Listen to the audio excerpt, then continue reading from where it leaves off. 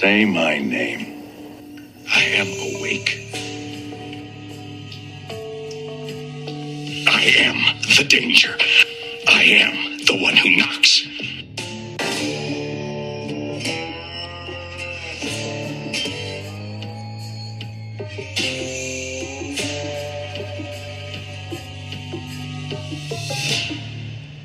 Welcome to the next episode of Breaking into Breaking Bad with Clifford and Caleb Humphrey.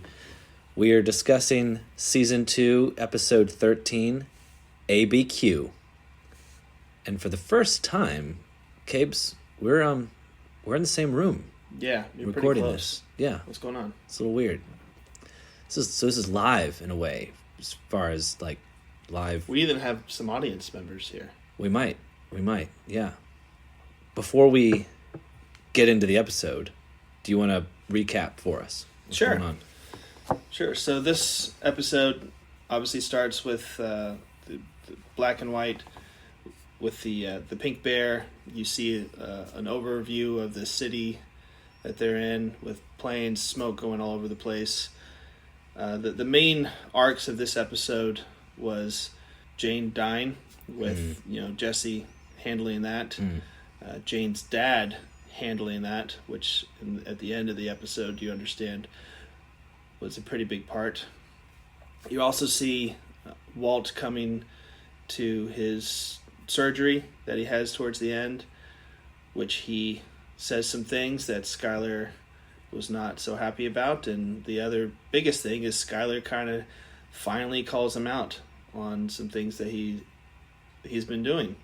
And leaves, and it's this one was jam-packed with a lot of different things, a lot of emotional up and downs. Yeah, so we made it though. This is the finale of Season 2. We made it all the way to the end of Season 2. So I think there's a lot of things coming together here. So let's make sure we cover them all. First though, the title of this episode, ABQ. Obviously that's the initials for the city of Albuquerque. But Cabes, what else are we supposed to get from the title of this episode? You've been holding back. You've said you've been holding back. Now can you tell us? What does it mean? So this is actually something pretty interesting that Gilligan did, and there's a lot of people that have watched the show as much as I have know this. If you go through all of the episodes in Season 2, 1st to 13, I believe it's every 2 or 3 episodes. The names of the episodes were very very random and weird, right? But if you go through it, there's 4 episodes that if you say them in order, it says 747 down over ABQ. If you guys remember, there was episodes named down over 757 like the 757. plane. Yeah. Because that's how much Walt needed to have, was the $757,000. So, I mean, I thought that was brilliant, right? I mean, at the end we see that the plane crash over ABQ, I thought that was pretty crazy. Yeah, that is kind of crazy. It's sort of like listening to The Dark Side of the Moon backwards, or watching it to Wizard of Oz or something like that. I wonder if is there some pattern to those specific episodes that kind of common threads? I mean, it could. The main thing was, I think, just the name. Cause I mean, every episode we try to figure out what each name means, and I think you had asked me, like, what does down mean?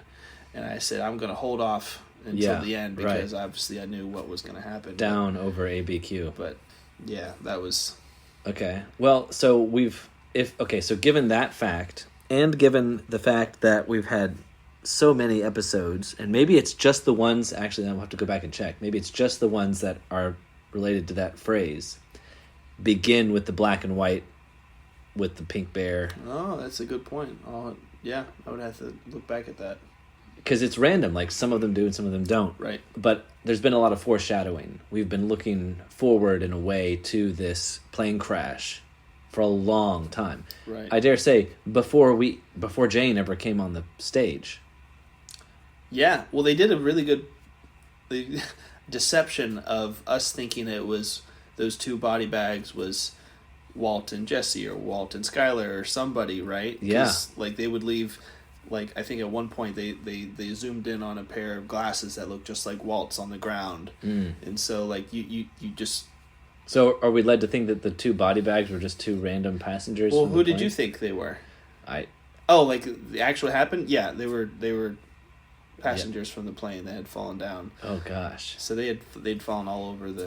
I mean, you saw the smoke right from the very beginning. It was all over the town with the helicopters everywhere and the hazmat suits. In the intro, I think it's when the bodies get put into.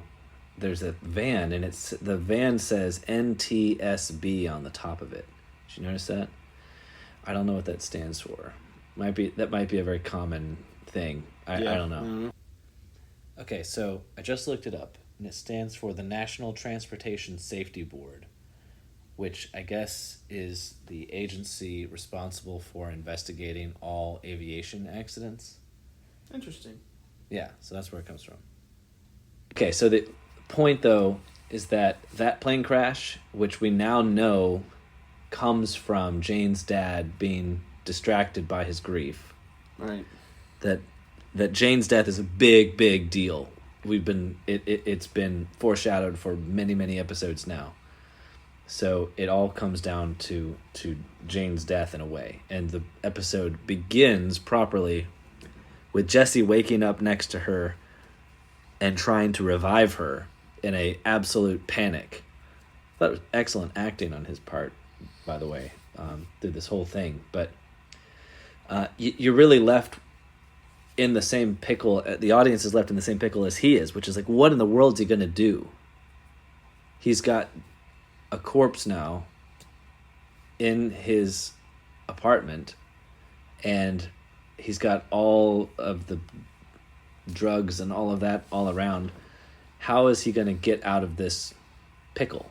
Well, I don't think he's thinking about all the other stuff at this point, because he even says to Walt how much he loved her, and obviously it wasn't a long-lived relationship, but he was, I dare say, Twitter-pated with Jane. Yeah. And so the grief. grief. A word I haven't heard in a while. Yeah. Bambi, I think, right? Exactly. Yep. Yeah. The grief was really tough for him, and you even see it when he calls Walt, and he's just like, slow down. So he's obviously freaking out. He just doesn't know what to do. Can I point out an irony in that scene too? Sure. So when Walt gets the call about Jane's death, he's carrying Holly. New life. So you got new life on one hand and the end of life on the other hand. And again, they didn't have to have it that way. Like, he could have just answered the phone while he was in the kitchen cooking or something, right? Right, but he was expecting the call. He knew the call was right. But come. I'm saying the writers made it to where when he answered the phone, he's carrying Holly. Right. And I don't think that was an accident.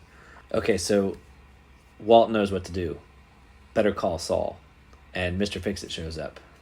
Can we know this guy's name? Because I don't know if we know it now, but you know his name, right? Yeah, of course I know his name. His name's Mike. Okay, so Mike shows up. Mike seems to know exactly what he's doing. Like, he, I don't know, does this on the reg. So don't say more, because Mike's not going to just go away. We're going to see more of Mike in the future. But Little side note about this, and I actually just heard this a little bit ago, is that Mike's character was written in this episode only because Saul Goodman's character, Bob Odenkirk, had already previously agreed to do some episodes for another show that he was obligated to do and was not able to do this. So they originally had Saul showing up to fix it. Oh, and so wow. they brought in this Mike character, and Mike's character developed because of this. Oh, That's you're the whole kidding. reason why Mike was in this show. Wow. So he shows up and cleans all the implicating Paraphernalia. evidence out of Jesse's house and tells him what to do and gets it all set. And Jesse's kind of a mess. It's not really clear if he's going to be able to perform as he needs to in order to make this lie basically work. He has to make sure he doesn't He only tells enough of the truth. We'll say it that way. Right. Okay, so Walter Jr.'s website. It's working, man. Ding. They're getting donations from all over. It's amazing. I mean, I wasn't sure that was going to work, but that's really amazing. Yeah, he's really pumped about it. Yeah. And how's Walt taking it? Yeah, not so good. He has a hard time accepting and giving credit to Walter Jr. for setting this thing whole up. Well, also he doesn't like the idea that random anonymous donors from all over the country and all over the world are getting the credit for supplying the money for his operation, which he knows he supplied. It just shows that pride it doesn't have an age where it goes away. Yeah, right. Or an education level. Like, this guy's brilliant in every way. Yeah. But he's still able to get pissed off on something like this. Well, and the way they set it up, too, there's a part where Skylar says to Walt, "Don't you think a thank you is in order?" Yeah, that's true. I remember that. I mean, she's like really making it difficult for him, you know? And he even comes up later and says, "Can you turn it down? It's waking the baby." Yeah, you know, right. the dings of every time he gets the turn money. it down? Yeah, right. But it reminded me of the scene where Skylar is toasting Gretchen and Elliot and saying thank you to these other people. And Walt, please raise your glass to Gretchen and Elliot. Right here, don't you think a thank you is in order? Right. Yeah. So you're right. It is his pride, but I'm just noting that he's tempted greatly, big time, by it's so. I can understand in a way. Okay, poor Jane's dad. I thought he would be in a rage. I did too. The fact that he didn't rip Jesse's head off as he's walking in there. Yeah, right. Was, right. It just shows the grief was that strong that he couldn't even think of anger at that point. He was just so sad. He couldn't think of vengeance or revenge or anything. He said that he had earlier in the last couple episodes. He said he's been dealing with this for. She's 27 years old, and he's been doing this for the last 10 years. It also suggests, though, that he knows she's partly to blame. Sure. He's not going to just blame Jesse and say, I can't believe you did this. And he also blames himself that he just didn't do the right thing that he said he was going to do yesterday. Yeah. We also learned, they throw this in there, that Jane was born in Phoenix. Right. Now, wasn't that the name of the episode? The episode, the last one. Yeah. Now, maybe not important, but why throw it in there? But they do. So she's, and remember that image, the phoenix is the bird that rises from the ashes. Exactly. And in a way, Jane is ashes now. Anyway, just throwing that out there. And then we had Hank do a charity drive at his office for Walt. Yeah. I guess, on one hand, I want to say, yeah, well, that was good of you, man. What a nice thing to do. But then on the other hand, you're thinking, do you know how much money he's been making? Like, whatever you're going to raise in that little barrel isn't going to help at all. Yep. But it shows Hank's good-heartedness, I think, right? Like, he's got a good heart, and he wants to help. The way he talks about combos is kind of demeaning, but... Big time. But he's also smart. He's putting together these dots. He knows there's no way that somebody like Combo is going to be should be dealing with the best meth in the... Now, here's the question I had in the state. Of watching this part over again, was if he really thinks that the guy that James Kilkelly, the guy that they caught as who they thought was Heisenberg, if he really doesn't think that he is Heisenberg, wouldn't his whole energy being to hunting down Badger? Because Badger's the one that said, hey, this is the guy. You would think that he would have put two and two together. Hey, Badger is this lowlife, also Combo wannabe. Why are they both having the blue stuff? You would think he would have gone after... I know that Badger is not even in the picture right now. He fled. He's laying low in California. Yeah, exactly. So, but the fact that he didn't even say that, I thought that was kind of strange. Yeah, right. Hank also figures out that the blue stuff is appearing everywhere outside of New Mexico. everywhere but New Mexico. Right. And so he knows they've found a way to distribute on a Smarter level. wholesale level. Correct. So we don't know where this is going to go, but we know Hank's on the trail. Mm-hmm. And then you see Walt actually trying to go find Jesse. Jesse disappeared at that point. Yeah, well, so when the people come and they take Jane's body, we don't see it, but Jesse disappears. Where's Jesse going to go? He's obviously not going to continue renting from Jane's dad. Right. We understand how that's not going to work. Right. But what about his flat screen and all his belongings? I guess he just leaves it. And and in that image was so strong, was powerful. Seeing Walt go in search of Jesse. Yeah. It was very father figure-esque and even like biblical, right? I'm thinking of like the lost sheep, the shepherd that leaves to go and search and finds him in the pit, and pulls him out. And yeah, it was a little bit like teacher student, father son, but I also think he feels a little bit of ownership for what happened, as he should feel. He's the main reason why it happened. Yeah. So I think the guilt that he's experiencing is also more fuel for him to act out on these feelings that he's having. Like even he goes there with Mike, and Mike is saying, "Listen, I wouldn't go in there with you. Anyone in there could just shoot you. You're just walking in there." Yeah. And he still did it. Yeah. I watched this one with the subtitles on, and I noticed it was explicit in the subtitles. When Walt finds Jesse, he says, "Hang in there, son." He literally calls him son. Yeah. And he hugs him, and you might say he embraces him in a way that's business partners ain't going to do, right? I mean, this is a whole nother level. Right.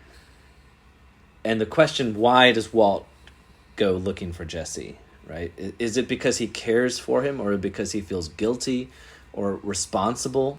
Does he think part of the reason Jesse is there is because of me? Yeah, I think it all the above. Yeah. It's all crashing together, and he just doesn't know what to do. He knows that he's responsible in some way or the other for everything. Well, and then Jesse makes it even worse when he says, "I killed her." Oh, right. Now Walt is feeling not just guilt for Jane's death, but for making Jesse feel like he was the cause of Jane's death. Yep. So now the grievance is even worse. He's got more to feel guilty about. Right. "I loved her more than anything," he says. Yeah, that was really sad. Yeah. So he takes him to that Serenity Spa thing. I couldn't help but think, is this the place that Walt told Skylar he was going to go way back? It was like a sweat lodge or something like that. Yeah. Yeah. I don't know. This one looked a little bit nicer than that. It looked fancy, yeah. I was thinking that probably wouldn't cheap. You're sitting there, well, they just right? made, $1.2 million right, each. But I thought, who paid for it? Together. Who paid for the spa? Yeah. Probably Walt. It probably didn't come from Jesse's stash. Right, probably did. So Walt is taking responsibility had him, and he for probably him. drove him right there. Yeah. So yeah, he probably did. Right, and said, because Jesse doesn't even have his money at this point. Mike took it. Right. So yeah, it was Walt. He says, "Take this and take care of this guy, and if there's anything that's needed, I'll pay for it when I come back." Right. And then Jesse, golly, they really rub it in deep. Jesse says, "I deserve whatever happens."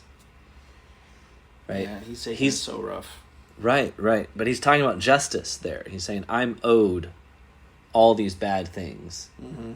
And we know that Walt knows that that's not true. That actually Walt is owed. Yeah, but he's not at that level yet that Jesse is. What do you mean? He's not at the I deserve all this justice on me. Right, because but he's still saying, "I'm doing this for the right reason, therefore I am okay." I see. So you think he's suppressing that knowledge? Yes, big time. He's not even should aware I of say Heisenberg is suppressing this? Okay, yeah. So contrast that, right, when Jesse says, "I deserve these bad things, whatever happens." Contrast that with this scene when the TV crew shows up, and Walter Jr. tells all of Albuquerque that his dad is a decent man who, quote, always is doing the right thing, and that he's his hero. Because you see what he's doing there. He's giving Walt what he's not due. Right? Just as Jesse is given what he's not due, and he says, "I deserve this," but he doesn't. Likewise, too, Walt is getting what he doesn't deserve. And he doesn't like it. It zooms in on his face. He knows he hates doesn't. it. Exactly. He hates it when he doesn't get the credit, and he also hates it when he gets the credit that's not due to him. Right. Good point. Yeah. So there's a justice theme to this whole episode, Right. I think. People not getting, or I should say injustice. People not getting what they do deserve and getting what they don't deserve, and it's heart-wrenching. And then we see it in an explosive way when Jane's dad, falls asleep at the switch, as it were, and leads to that explosion. And then we also see the introduction of Hank's boss was introducing him to the people that were putting together the fun run. No, that was hilarious. And one ended up being Gus. Yeah. So Gus recognizes, I think, Walt's name or his face. Yeah. Right. And now he knows the guy that I'm in business with meth has cancer. No, well, not only that, but his brother-in-law is in the DEA. Right. I don't know which one's worse. Yeah. He handled it pretty professionally. Oh, yeah. No, he does a good job of keeping up the act. Mm-hmm. Okay. The scene when Walt is getting gassed up and what's the word, anesthetized, is going under for surgery. Right. And Skylar asks him where his phone, and he says, which one? I mean, you could see it coming for a while, and then when he says it, it somehow still surprises you. But you just know he let the cat out of the bag. And she was looking like she was so past all of it. Her Right. worrying about everything. Right. She'd accepted her new reality of Walt just being how he is. Yeah.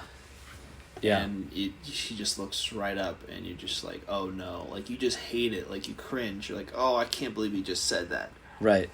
Right. So he accidentally tells the truth in that moment.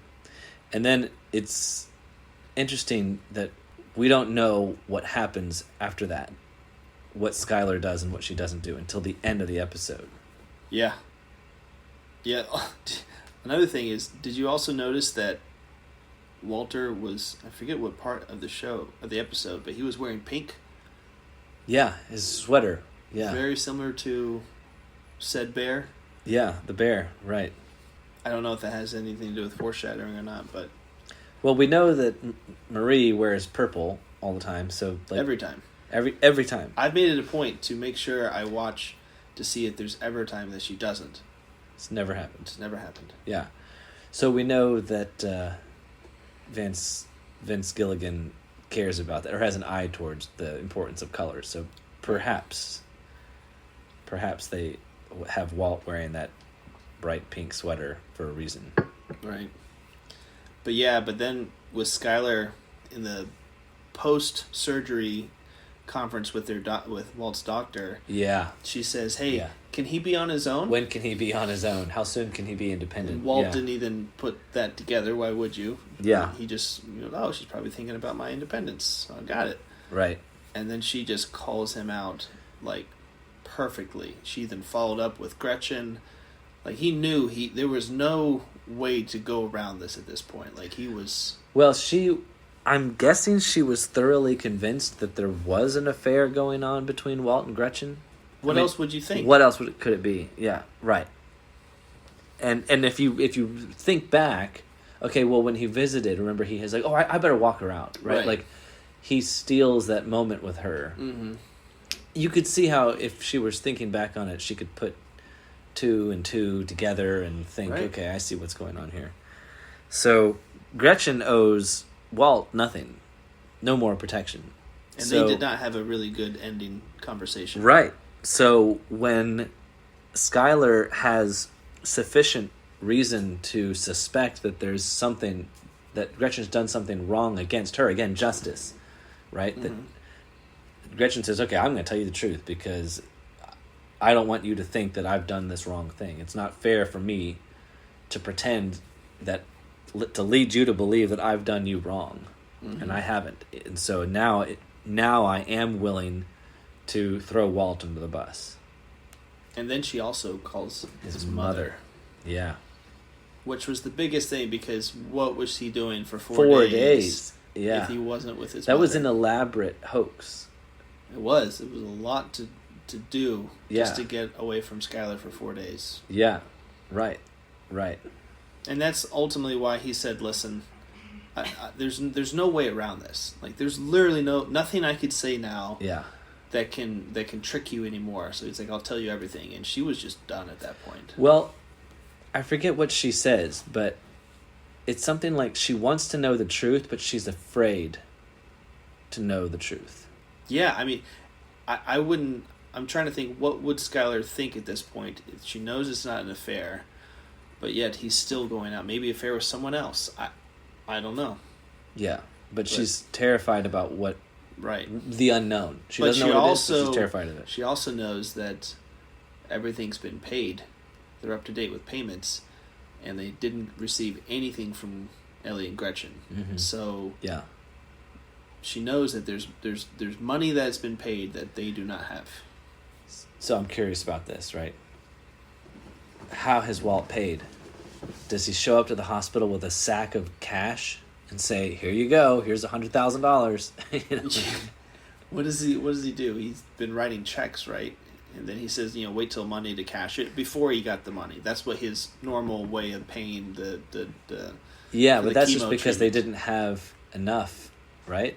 Right. In the bank. He's not going to take all that cash to the bank and say, "I would like to deposit this in my checking account."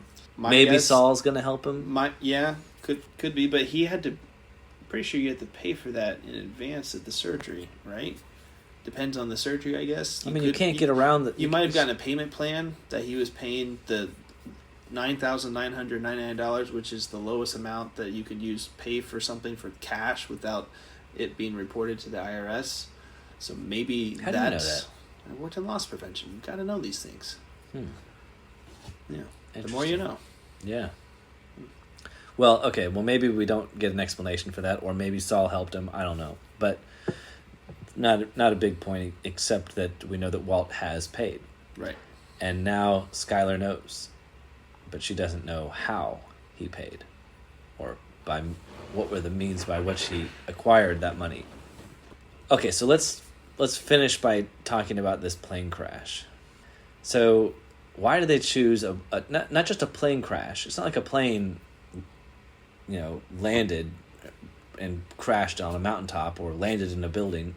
2 planes collided. Right.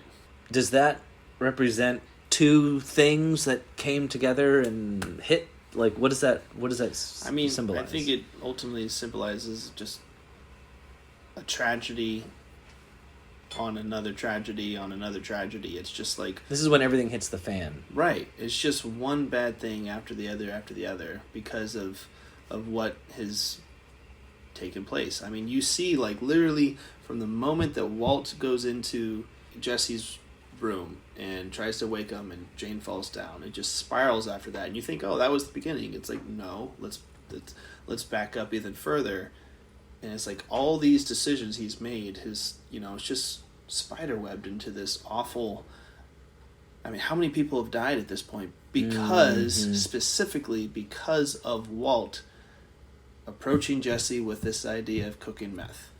Yeah, right. I don't know. How many people? Well, 2 planes of people, Yeah, and then everyone else that they've killed. Jane, Tuco, yeah.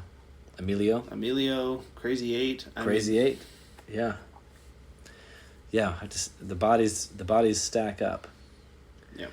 Well, I thought it was just an interesting way to kind of frame the whole season, right? The whole season's kind of framed by that plane crash, right? With those introductions and foreshadowings we get. And it does look like, so if I'm thinking two planes that collide, are there two big things in this show that have kind of come together? Well, Walt and Jesse. Sure. And their lives have now exploded, both of them, in ways that are, when they came together, they've exploded, right? They were maybe not doing so hot beforehand, but since they've come together, the two of them, there's been some explosions, and now there's been a massive one that has caused the death of and the pain of so many other people. Right. And like I said, the introductions with the creepy bear in black and white, those have been going on for longer than Jane's character has been in the show. So this foreshadowing has been going on for a long time. We've been meant to be looking forward to this in a way, or anticipating, or wondering what is this. And now it's come. This event has come. Yeah, and it's set up it'd be very hard to not just jump to the next episode in season 3 because of what just happened with the whole Walt and Skylar scenario. Because that, up until this point, Skylar's has had no idea what's been going on, and Walt has been able to have some kind of crazy answer or response to it.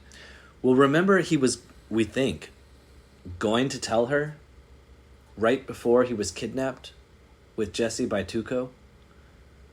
He was in the house that night, and he says, "I have something to tell you," right? And then I forget what happens, but eventually he goes outside and gets in the car, and they get kidnapped. So he was going to tell her then, and he didn't. And it looks like he's going to have to tell her now. But can he really tell her? Because, let's just set up the stakes before we close and enter the next season. If he tells her, she could say, "Okay, I'm going to report you to the police." Or, she could say, "Okay, but you've got to stop it now, and let's just hope this all goes away." He leaves her in a very difficult position. He's going to, if he's going to tell her. And he's got to tell her something if he wants her back. Otherwise, if he lets her go... And Walt Jr. Now, one thing that he was fighting for, he doesn't have, because she took Walt Jr. Yeah, right. So now it's literally everything he did was for nothing if they just are gone. That's right. Even though he's got stacks and stacks of cash hidden in his wall. Absolutely nothing. Means nothing if he doesn't have his family. Yeah. Yeah. So it definitely set it up for a pretty big opening scene, for sure. Okay, well, maybe we should watch it. Ooh. You want to? We should. Let's do it. Well, thank you everyone for listening. If you enjoyed this episode, please like, share, and subscribe. You could find these episodes on Apple Podcast and YouTube, and you could follow and contact us on Twitter and Patreon at Breaking Into BB. We will see you next time as we break into another episode of Breaking Bad.